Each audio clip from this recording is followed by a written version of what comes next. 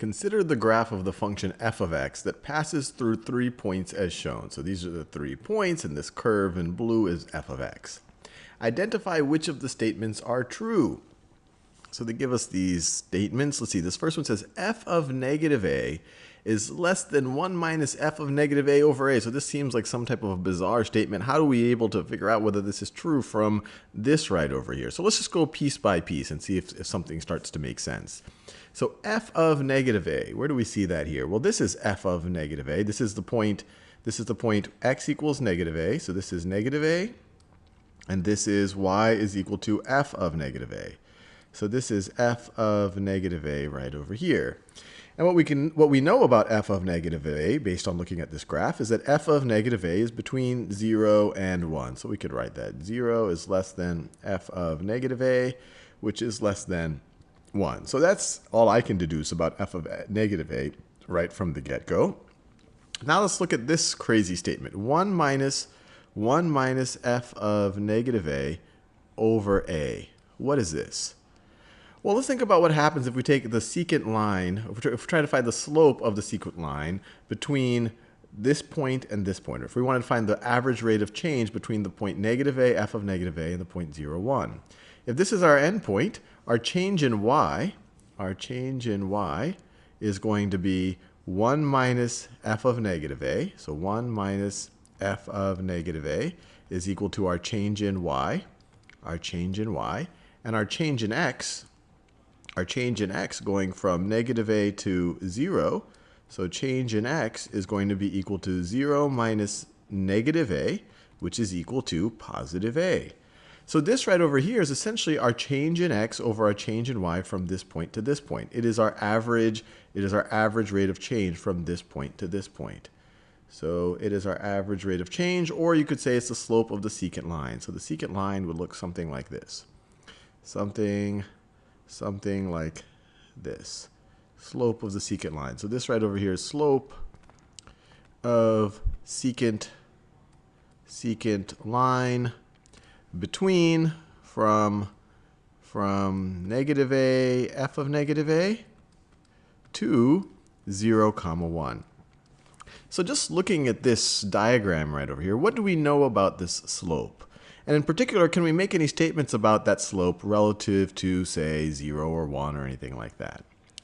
Well, let's think about what a line of slope 1 would look like.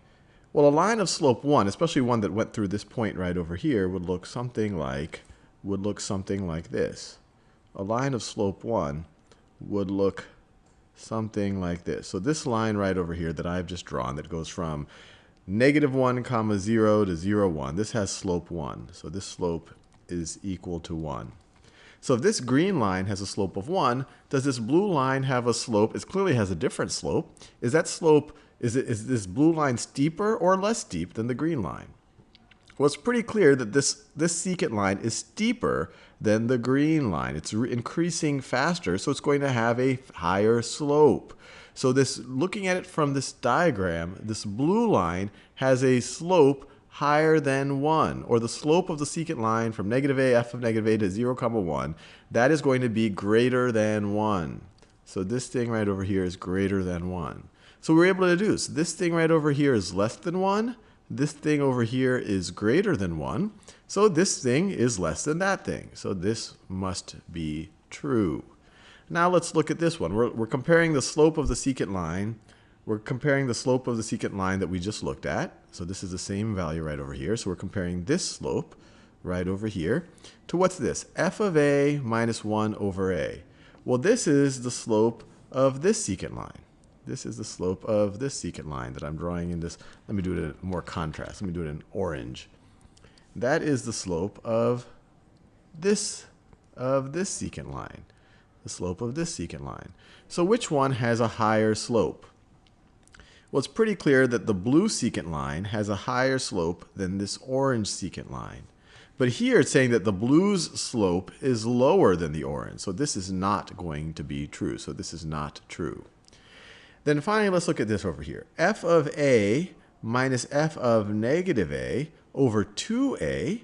So this is the slope. Let me draw this. So this right over here, This is the slope of the secant line between this point and this point right over here. Our change in y is f of a minus f of negative a. Our change in x is a minus negative a, which is 2a. So this is this secant line right over here. So let me draw it.